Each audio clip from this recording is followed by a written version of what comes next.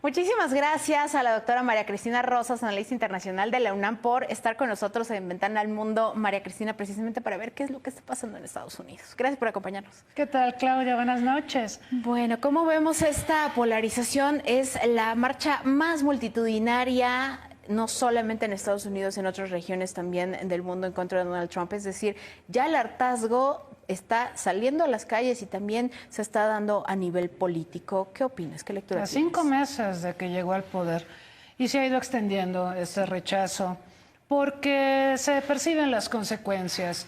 Hemos visto la noticia que se daba del asesinato de la legisladora de Minnesota. Hemos visto una creciente polarización política dentro y fuera de Estados Unidos. El fomento del odio, el fomento de la exclusión. Donald Trump, en el tema migratorio, por ejemplo, que tanto nos concierne y que tanto nos impacta, prometió en su campaña electoral deportar a 1 millón de personas por año. Entonces se le ha dado la instrucción a ICE de, ahora sí, agarrar a la gente. Primero la agarran, luego ya se verá si están de manera indocumentada o no, pero incluso gente que tiene la residencia también ha sido deportada. Y los agarran en Kmart, los agarran en Home Depot, en donde estén. Son muchos abusos a los derechos humanos de las personas y por supuesto esto genera hartazgo. No podemos dejar de lado, sin embargo, Claudia, que hablando de California, el gobernador Gavin Newsom se está perfilando como el posible candidato a la presidencia de Estados Unidos por el Partido Demócrata. Y que Donald Trump, de hecho, envió a la Guardia Nacional y envió Marines a ese estado para reprimir estas manifestaciones con especial enjundia, ¿sí? Un poco para enviarle un mensaje a Gavin Newsom, quien le respondió de una manera enérgica y creo que lo que dijo es el sentir de mucha gente.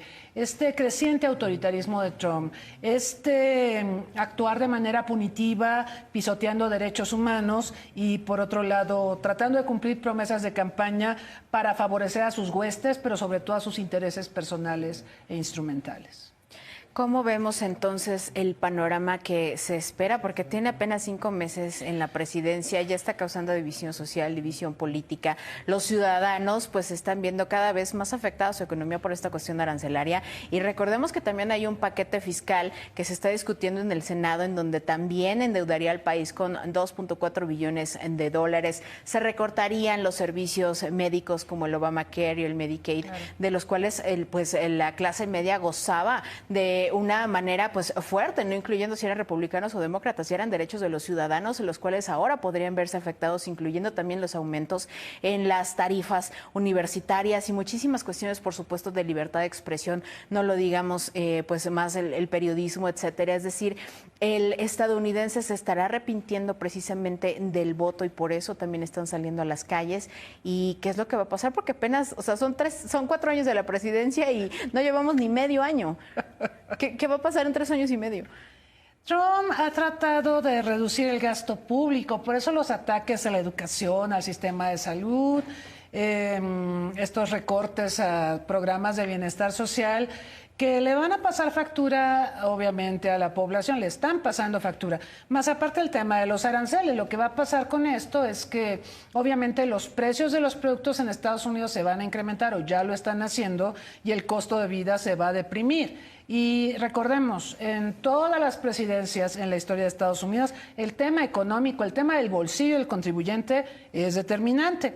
Entonces, algo que podría frenar a Donald Trump, más allá de las manifestaciones, es que la población proteste porque su nivel de vida está decayendo y el ingreso no le alcanza para pagar sus satisfactores cotidianos, para pagar educación, para poder adquirir bienes y servicios fundamentales para el día a día. Entonces, creo que se está dirigiendo a esto el resultado de todas estas políticas de austeridad, donde también Trump querría dejarle la responsabilidad a los estados de la Unión Americana, negando la responsabilidad federal. Y eso es bastante delicado.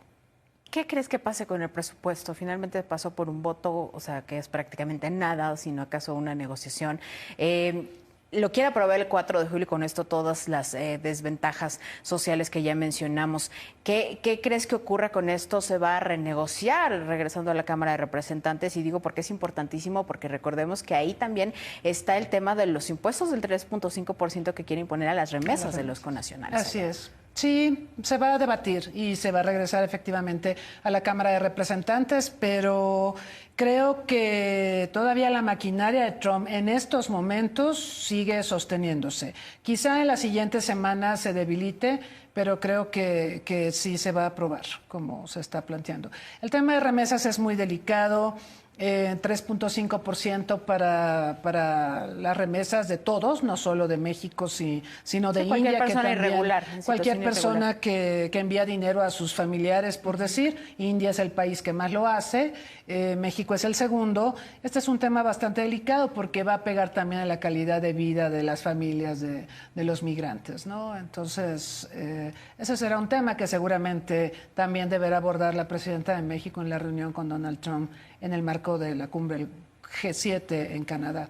¿Y qué es lo que se esperaría también en ese encuentro, que sabemos que pues tenemos la próxima revisión del TEMEC en el 2026 y estas cuestiones del acero, del aluminio? Hay mucho que discutir esta próxima semana en ese encuentro bilateral, por supuesto, y también lo que tenga que decir Canadá al respecto. Exacto, creo que todos los temas de la agenda bilateral importantes, como son seguridad, como son fronteras, lo del fentanilo, lo de la delincuencia organizada, lo del TEMEC, van a ser temas que van a estar en la agenda. Y Donald Trump se antoja bastante punitivo. México, creo, mi opinión, es que es el país más agredido por Trump, incluso mucho más que China, porque lo de China es sobre todo arancelario, pero con nosotros la agenda bilateral es de suyo mucho más compleja, somos la piñata de Trump. Entonces va a ser una reunión difícil. La realidad es que hemos visto que en Cancillería han estado preparando los temas y las estrategias de negociación, porque no va a ser una reunión tersa, pero es importante que hablen. Yo creo que eso es fundamental. Y también que la presidenta hable con Canadá, porque con Canadá tampoco la relación es mejor. Se ha deteriorado sensiblemente en los últimos años por el tema de visas, de las mineras canadienses, en fin. Entonces creo que es una oportunidad para encuentros bilaterales que pueden ser muy relevantes para México. ¿Crees que finalmente siga vivo el TEMEC para una cuestión tripartita, o básicamente ya estaríamos viendo el fin de esa era y unas negociaciones comerciales bilaterales con cada uno de estos socios? Pues ya en Canadá, primero fue el premier de Ontario, Doug Ford, quien dijo que había que echar a México del TEMEC porque México permite el ingreso de manera ilegal de productos chinos a América del Norte. Y hay una sensación en varios círculos en Canadá de que México le hace mosca con Estados Unidos, de verdad. Y creo que es cierto cuando miramos la complejidad de la agenda bilateral México-Estados Unidos y la relevancia que tiene México para Estados Unidos. Con todo el respeto que merece Canadá, la población de origen mexicano en Estados Unidos supera a la demografía de Canadá. De ese tamaño es la importancia de México. Y Canadá siente que México le roba cámara y le roba la atención de Estados Unidos. Entonces, estos celos de Canadá hacia México, lo mal que está la relación bilateral México-Canadá, y el sentir de algunos gobernantes provinciales en Canadá quizá podría llevar a una partición del TEMEC. Ya muchos analistas vislumbran que esto puede pasar, que el TEMEC puede dividirse en un acuerdo México-Estados Unidos, otro Canadá-Estados Unidos, y la relación entre Canadá y México va a quedar un poco volando. Sería muy lamentable, Claudia, porque México podría ser comparsa con Canadá frente a Estados Unidos. Creo que el sentido de que Carney invitara a la presidenta Sheinbaum a la cumbre del G7 estriba en que quiere componer las cosas, ¿no? Y en que reconoce que es mejor que vayan juntos a la revisión del TEMEC a que vayan por separado. Pero, como te decía, hay muchas opiniones contrarias a esto en el propio Canadá. Bueno, pues sin duda que es importantísimo esto, lo que se vaya a definir en la cuestión bilateral, sobre todo porque tenemos la cuestión de las armas, que precisamente no nos ha ido como también en la cuestión de las determinaciones que ha hecho la Suprema Corte de Justicia, el tema del fentanilo, en donde sigue este discurso, ¿no? Por parte también de Canadá, etcétera. Y también, pues lo que dialoguemos, por supuesto, en la cuestión migratoria, en la cuestión de los impuestos y en la cuestión precisamente del respeto, que no se vuelvan a ver estas imágenes que lamentablemente obviamente vimos esta semana de pues los migrantes, muchos de ellos mexicanos que han sido deportados. Y del legislador de origen mexicano que fue sometido cuando Alex daba un Padilla. discurso. Sí, esta cuestión autoritaria, o sea, ¿qué otra lectura se le puede dar si a un senador federal recibe precisamente ese trato cuando está en una conferencia, una persona que por supuesto pues tiene mayores protecciones que un ciudadano común, que es lo que se podría esperar también un migrante indocumentado por parte de las fuerzas y de la Guardia Nacional, que está organizada precisamente para motines de terrorismo y para cuestiones mucho más elevadas que una manifestación pacífica en Estados Unidos? Pero yo creo que la intención es infundir miedo.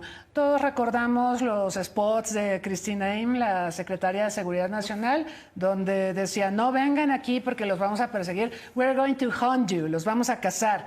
Era sumamente intimidante. Ya avisó que va a dar otros spots, que va a preparar otras amenazas que van a ser televisadas a todo el mundo. Caray, es infundir miedo, ¿sí? Y por supuesto hay un montón de consideraciones de derechos humanos que tendremos que traer a cuenta y que tal parece que al gobierno de Trump no le resultan importantes.